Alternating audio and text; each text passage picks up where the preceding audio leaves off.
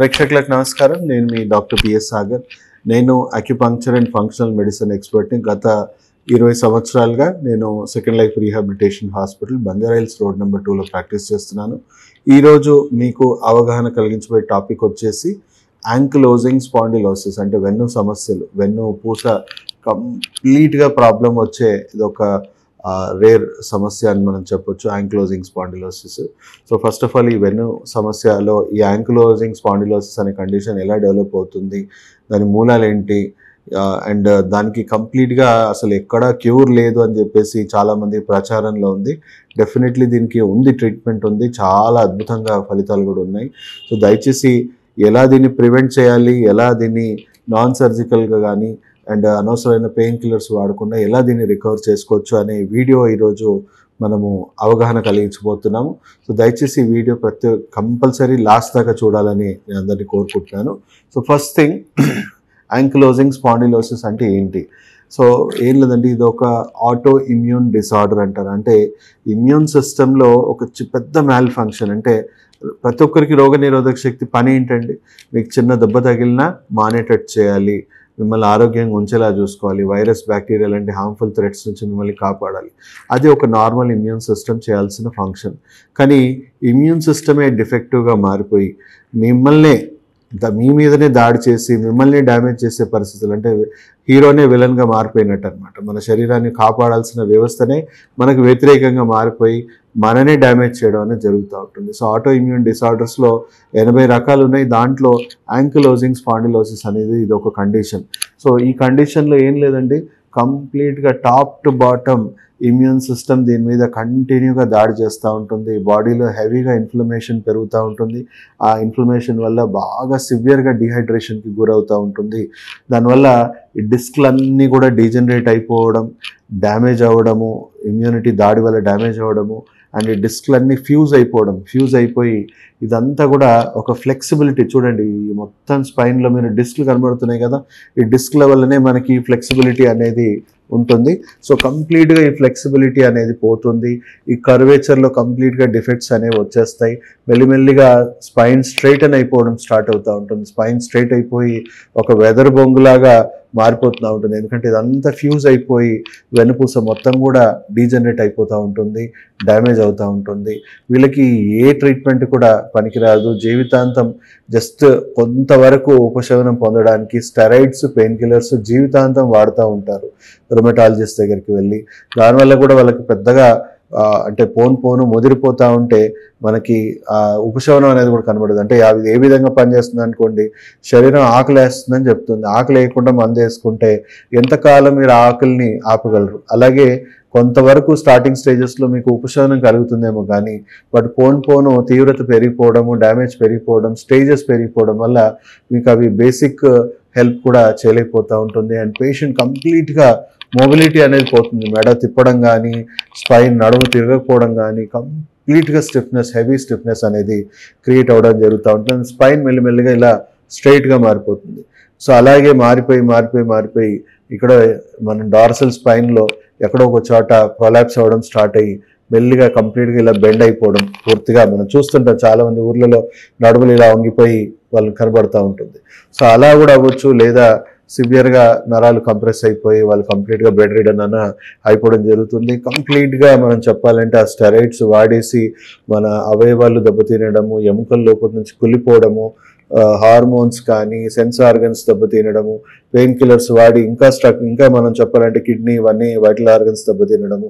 So రకరకాల అనారోగ్యాలు, ఒకవైపు జస్ట్ రిలీఫ్ కోసం వాడే మందుల వల్ల అన్ని రకాల అనారోగ్యాలు, అండ్ లోపల ఇమ్యూనిటీ సహకరించకుండా పూర్తిగా దాడి చేయడం వల్ల ఇంకా సో అన్ని రకాలుగా ఆరోగ్యం, ఆయుష్ అనేది హరిస్తా పోతుంది. అండ్ విపరీతంగా జీవితాంతం సఫర్ అవ్వాల్సిన పరిస్థితి కూడా క్రియేట్ అవుతూ ఉంది. సో ఫస్ట్ ఆఫ్ ఆల్ ఈ ఆటో ఇమ్యూన్ డిసార్డర్ని ఎలా రెక్టిఫై చేయాలి, ఫంక్షనల్ మెడిసిన్లో దీనికి ఎలా పరిష్కారం అనేది ఉంటుంది అని చూసుకోవాలి. సో ఫస్ట్ థింగ్ చెప్పాను కదా, స్టేజెస్. ఫస్ట్ స్టేజ్లో ఎవరికి తెలియదు, నొప్పి ఉండదు, పెద్దగా సిమ్టమ్స్ ఏమి ఉండవు. నొప్పి ఉంటేనే ప్రాబ్లం అని కాదండి, నొప్పి లేకపోయినా కూడా ప్రాబ్లమ్స్ ఉంటాయి, కానీ మనకు తెలియదు, ఇంకా సిమ్టమ్స్ బయటికి రాలేదు. ఎందుకంటే నరాల మీదనే ఎక్కడో ప్రెషర్ పడితేనే మనకు తెలుస్తుంది. సో సెకండ్ స్టేజ్లో మైల్డ్ స్టిఫ్నెస్, థర్డ్ స్టేజ్లో కొంచెం స్టిఫ్నెస్ అనేది బాగా పెరిగిపోవడం, ఫోర్త్ స్టేజ్లో బాగా స్ట్రైట్నింగ్, ఫ్యూజ్ అయిపోవడం, స్టిఫ్నెస్ అవ్వడం, 5th స్టేజ్లో ఇంకా లేవలేని పరిస్థితి మనకు క్రియేట్ అవుతుంది. సో ఎంత అర్లీగా మనం ఈ వైద్యం స్టార్ట్ చేస్తే అంత తక్కువ డ్యామేజ్తో మనం దీని నుంచి బయటపడవచ్చు. ఎంత లేట్గా వస్తే కొన్ని డ్యామేజెస్ పూర్తిగా ఎప్పటికి ఉండిపోతాయి. ఓకే, నేను ఫంక్షనాలిటీ ఇంప్రూవ్ చేయగలను, వాళ్ళ నార్మల్ నొప్పులు బాధలు లేకుండా వాళ్ళని కూడా నార్మల్ లైఫ్కి తీసుకురావచ్చు. కానీ కంప్లీట్గా అంటే మనం గుడ్డు పగిలింది, కంప్లీట్గా ఎంత చేసినా ప్యాచ్ వర్కే. అంటే ఎంత తక్కువ డ్యామేజ్ అవుతే అంత తక్కువ ప్యాచ్ వర్క్తో మనం బయటపడతామని చెప్పొచ్చు. సో ఫస్ట్ థింగ్, ఈ ఆటో ఇమ్యూనిటీని ఫంక్షనల్ మెడిసిన్లో ఎలా డీల్ చేస్తాం? సార్, మనం పుట్టాక మనకు డెవలప్ అయ్యే వ్యవస్థలే రోగనిరోధక శక్తి, గట్ హెల్త్. సో ఇది మెయిన్గా ఈ 2 వ్యవస్థలు మనం పుట్టాకనే డెవలప్ అవుతాయి. తల్లిపాల ద్వారా మనకి రోగనిరోధక శక్తి అనేది, ఈ వ్యవస్థ అనేది డెవలప్ అవుతుంది. ఒకవేళ తల్లిలో ఆల్రెడీ అలర్జీస్ కానీ ఆటోఇమ్యూన్ డిసార్డర్స్ ఉన్నాయనుకోండి, అవే డిఫెక్టివ్ ఇమ్యూనిటీ మనకు ట్రాన్స్ఫర్ అవుతుంది, మన హెరిడిటరీ ఫ్యాక్టర్స్ అని చెప్పొచ్చు. లేదా ఇప్పుడున్న ఆధునిక పోకడల్లో మనం తినే టాక్సిక్ ఫుడ్స్ వల్లనో మన టాక్సిసిటీ వల్ల కూడా రోగనిరోధక శక్తి దెబ్బతిని ఇలా ఆటోఇమ్యూన్ డిసార్డర్ కింద కన్వర్ట్ అవ్వచ్చు.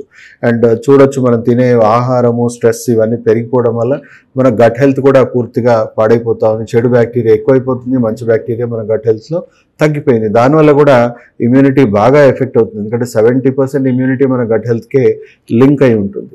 సో ఇలా ఆటో ఇమ్యూన్ డిసార్డర్స్ అనేవి వస్తూ ఉన్నాయి. సో ఈ 2 వ్యవస్థల్ని కంప్లీట్గా మార్చేయాలి. ఎలా మారుస్తాము అని అంటే, ఇప్పుడు ఈ గట్ హెల్త్ అనేది మనం మళ్ళీ స్ట్రెయిన్స్, మనకు హెల్తీ స్ట్రెయిన్స్ మనం మెడిసిన్ రూపంలో, సప్లిమెంట్ రూపంలో మనకు అందుతూ ఉన్నాయి. అండ్ అలాగే ఈ ఇమ్యూనిటీ సెల్స్ కూడా, అంటే వేరే యానిమల్స్, ఇప్పుడు మనకు అన్ని రకాల మెడిసిన్స్, ఆహారం ఎక్కడి నుంచి వస్తుందండి? మన చుట్టూ ఉన్న చెట్లు, మన చుట్టూ ఉన్న జంతువుల నుంచే మన ఆహారం కానీ మన ఔషధాలు కానీ తయారవుతూ ఉన్నాయి. సో వాటి పిల్లలకి ఇచ్చుకునే రోగనిరోధక శక్తి కణాలు గుడ్డు రూపంలోనో పాల రూపంలోనో ఏవైతే ఇస్తుందో, దాంట్లో కొన్ని రకాల ఇమ్యూనిటీ స్ట్రెయిన్స్ మన బాడీకి పర్ఫెక్ట్గా అది మ్యాచ్ అవుతున్నాయి. ఇన్ఫ్యాక్ట్ చెప్పాలంటే 200-300 రెట్లు ఎక్కువ శక్తివంతంగా ఉన్నాయి. ఎందుకంటే అవి ప్రకృతి ధర్మాలను ఏమి వాళ్ళు యానిమల్స్ పాటించడం వల్ల అవి ఎవాల్వ్ అవుతున్నాయి, మనకంటే బెటర్గా ఇమ్యూనిటీ అనేది వాళ్ళు డెవలప్ చేసుకున్నాయి. సో వాటి ఇమ్యూనిటీని మనం ఇప్పుడు మెడిసిన్ రూపంలో అమెరికాలో ఒక పేటెంటెడ్ ప్రాసెస్లో మనకి ఆ ఇమ్యూనిటీ స్ట్రెయిన్స్ మెడిసిన్ రూపంలో మనం ఇస్తూ ఉన్నాం. సో శరీరాన్ని బాగా డిటాక్సిఫై చేసేసి వాతావరణం, ఫస్ట్ శరీరంలో ఉన్న వాతావరణం బాగా చేస్తాము ఫంక్షనల్ మెడిసిన్లో. అండ్ అలాగే మెల్లిగా కొత్త గట్ హెల్త్ని డెవలప్ చేస్తాము, కొత్త ఇమ్యూనిటీ డెవలప్ చేస్తాము. సో ఒక చిన్న బిడ్డకే ఇమ్యూనిటీ డెవలప్ చేయడానికి 1 to 2 years పట్టొచ్చు. అలాగే ఇప్పుడు ఇంత టాక్సిక్ మనిషికి డెవలప్ చేయడానికి కనీసం ఒక 1 to 2 years పడుతుంది. బట్ 6 to 12 months సగం తయారైన వాళ్ళకి డ్యామేజ్ అనేది పూర్తిగా ఆగిపోయి బాడీ సెల్ఫ్ హీలింగ్ మోడ్లోకి వచ్చేసి, సెల్ఫ్ డ్యామేజ్ మోడ్ నుంచి సెల్ఫ్ హీలింగ్ మోడ్లోకి వచ్చేసి దాని శక్తి మేరకు అది రిపేర్ చేయడం స్టార్ట్ చేస్తుంది. సో అక్యూట్ డ్యామేజెస్ అయితే కంప్లీట్గా రికవర్ అవుతాయి, క్రానిక్ డ్యామేజెస్ పార్షియల్గా రికవర్ అవుతాయి. అండ్ ఆ క్రానిక్ డ్యామేజెస్ ఏవైతే స్థాయికి మించిన డ్యామేజెస్ అయ్యాయో అవి మనం నాన్ సర్జికల్ ప్రొసీజర్స్ అంటే అక్యుపంక్చర్ లో డీకంప్రెషన్ ప్రోటోకాల్స్, జియాజిన్ ప్రోటోకాల్స్ ఇవన్నీ ఫాలో అవుతాయి. స్పైన్లో మళ్ళీ ఎక్కడెక్కడ సర్క్యులేషన్ ఆగిపోయిందో సర్క్యులేషన్ బూస్ట్ చేయొచ్చు, రీజనరేషన్ చేయొచ్చు, అండ్ నరాల మీద ఉన్న ప్రెషర్ తగ్గించవచ్చు. అండ్ అలాగే కొన్ని ప్రొసీజర్స్ వల్ల స్పైన్లో ఉన్న కర్వేచర్ డిఫెక్ట్స్ని కొంతవరకు తగ్గించవచ్చు. అండ్ దీంట్లో బాగా హెవీగా లాక్ అయిపోయాయి, యాంకిలోజింగ్ అంటేనే లాక్ అయిపోయాయి కంప్లీట్ స్పైన్. సో దాంట్లో కూడా డ్రాగన్ మాక్సిబిషన్ అని చెప్పేసి ఒక రేర్ ట్రీట్మెంట్ మన దగ్గర అందుబాటులో ఉంది. చైనాలో ఇది చాలా టాప్ పాపులర్ ట్రీట్మెంట్ దానికి. సో డ్రాగన్ మాక్సిబిషన్ ట్రీట్మెంట్ చేయడం వల్ల లాక్ అయిపోయిన స్పైన్ కూడా మెల్లిమెల్లిగా అన్లాక్ అవ్వడము అండ్ కంప్లీట్గా ఫ్లెక్సిబిలిటీ మెల్లిమెల్లిగా డెవలప్ అవ్వడం. సో 3rd స్టేజ్లో వచ్చారనుకోండి అసలు ట్రేసెస్ కూడా లేకుండా రికవర్ అయిపోవచ్చు. 4th స్టేజ్లో పార్షల్గా కొంతవరకు డ్యామేజెస్ అనేవి ఉండిపోతాయి, బట్ కంప్లీట్ నార్మల్ ఫంక్షనాలిటీ వాళ్ళకు కూడా మనం కలిగించవచ్చు. 5th స్టేజ్లో ఉన్న వాళ్ళకు కూడా కొంతవరకు సర్జరీసే లేకుండా, కొంతవరకు, అందరికి కాదండి, కొంతవరకు కండిషన్స్ 5th స్టేజ్లో కూడా చేయి దాటిపోయిన కండిషన్స్ మనం ఏం చేయలేము. చేయి దాటిపోకుండా కొంతవరకు ఉంటే మనం పార్షల్గా రికవర్ చేయడం వల్ల వాళ్ళు కంప్లీట్గా నొప్పి బాధ లేకుండా కంప్లీట్ నార్మల్ లైఫ్ అనేది లీడ్ చేసేలాగా ఫంక్షనల్ మెడిసిన్ అక్యుపంక్చర్ ట్రీట్మెంట్స్లో మంచి అద్భుతమైన ప్రోటోకాల్స్ ఉన్నాయి. WHO సో అనవసరమైన సర్జరీస్, అనవసరమైన డ్రగ్స్ వాడకాన్ని తగ్గించడానికి మోడర్న్ ట్రెడిషనల్ మెడిసిన్ అంటే అక్యుపంక్చర్, ఫంక్షనల్ మెడిసిన్ ఇవన్నీ మోడర్న్ ట్రెడిషనల్ మెడిసిన్స్ అని కూడా అంటారు. సో డెవలప్ చేస్తూ ఉంది. ఇప్పుడు వరల్డ్ వైడ్ 51% డాక్టర్స్ దీన్ని రికమెండ్ చేస్తున్నారు, రెఫర్ చేస్తున్నారు. ఎందుకంటే హార్మ్ఫుల్ ట్రీట్మెంట్స్ ఏమీ తీసుకోవాల్సిన అవసరం లేదు, అద్భుతంగా ఫలితాలు వస్తూ ఉన్నాయి కాబట్టి. అండ్ ఇది ఇప్పుడు world second leading practice.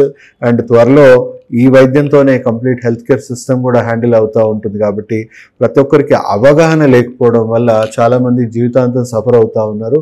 So కేవలం అవగాహన కలిగించడానికి ఈ వీడియో చేస్తున్నాం. ఎందుకంటే ఈ 2-3 సంవత్సరాలు ఈ పాలసీస్ అన్నీ డెవలప్ అవుతాయి, అవేర్నెస్ పెరుగుతుంది. కానీ అంతలోపు చాలామందికి ఇంకా ఇవి తెలియకపోవడం వల్ల వాళ్ళు ఇంకా pain killers, steroids, harmful treatments తీసుకొని విపరీతంగా సఫర్ అవుతున్నారు. సో దయచేసి ఈ ప్రాబ్లంతో సఫర్ అవుతున్న వాళ్ళందరికీ కూడా ఈ వీడియో షేర్ చేసి వాళ్ళందరికీ కూడా అవేర్నెస్ కలిగించాలని మీ అందరినీ కోరుకుంటూ